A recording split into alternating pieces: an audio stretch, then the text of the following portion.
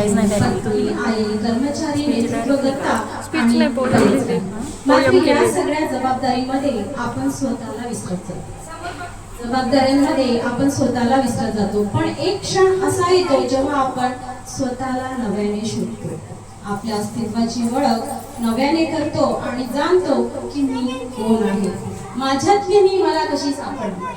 So याचं थोडं मी तुम्हाला सांगते की माझ्यातली मी मला कशाने सापडली, केव्हा सापडली, जेव्हा मी समाजाच्या अपेक्षांपेक्षा स्वतःच्या स्वप्नांना महत्त्व द्यायला लागले. मी माझ्यातली केव्हा सापडली, जेव्हा समाजातल्या अपेक्षांपेक्षा माझ्या स्वप्नांना मी महत्त्व दिले आणि ते पूर्ण करण्याची जिद्द स्वतःमध्ये ठेवली. जेव्हा मी तुला हे शक्य नाही असं म्हणणाऱ्यांना चूक ठरवलं, तुला हे शक्य नाही अशा लोकांना, असं म्हणणाऱ्यांना मी चूक ठरवलं आणि जेव्हा मी अपयशाला न घाबरता त्यातून शिकून पुन्हा उभी राहिली.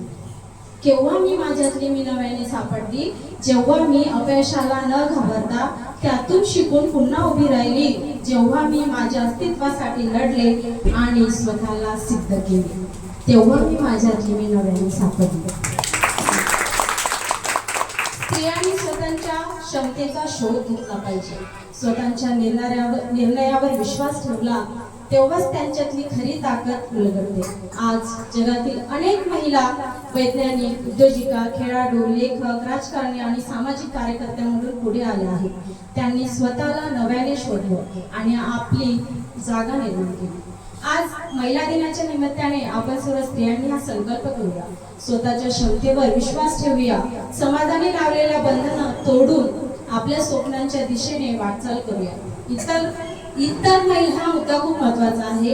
इतर महिलांना देखील त्यांच्या मीला शोधण्यात मदत करूया. मी एक महिला आहे केवळ नाती निभावणारी नाही तर स्वतःचं अस्तित्व घडवणारी.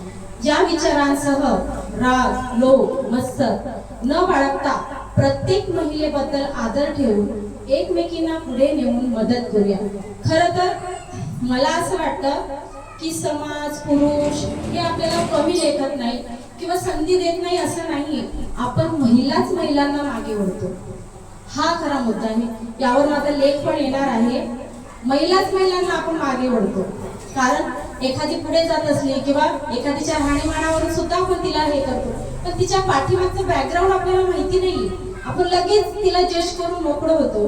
खरं ते व्हायला नको आहे. प्रत्येकीची व्यथा वेगळी आहे, प्रत्येकीचं जीवन वेगळं आहे, प्रत्येकीचं घर वेगळं आहे, संसार वेगळा आहे, ती जिथे काम करते ती वेगळं आहे, मुलं वेगळे, सगळं वेगळं आहे. सो त्यानुसार प्रत्येक जण राहत असतो, वागत असतं. सो आपण ती गोष्ट समजून घेतली पाहिजे.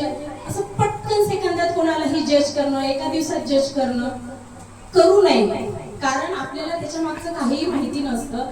सो आपण एक संकल्प करूया की माझ्या आजूबाजूच्या कितीही महिला असो, मी तर पुढे जाणारच, पण मी त्यांनाही सोबत घेऊन जाणार, त्यांनाही मदत करणार आणि त्यांची मदतही घेणार, कारण प्रत्येकीमध्ये काही ना काही आहेच हे आपल्याला माहिती आहे. सो हाच आपण संकल्प आजच्या दिवशी करूया आणि महिला दिनाच्या तुम्हा सर्वांना खूप खूप शुभेच्छा.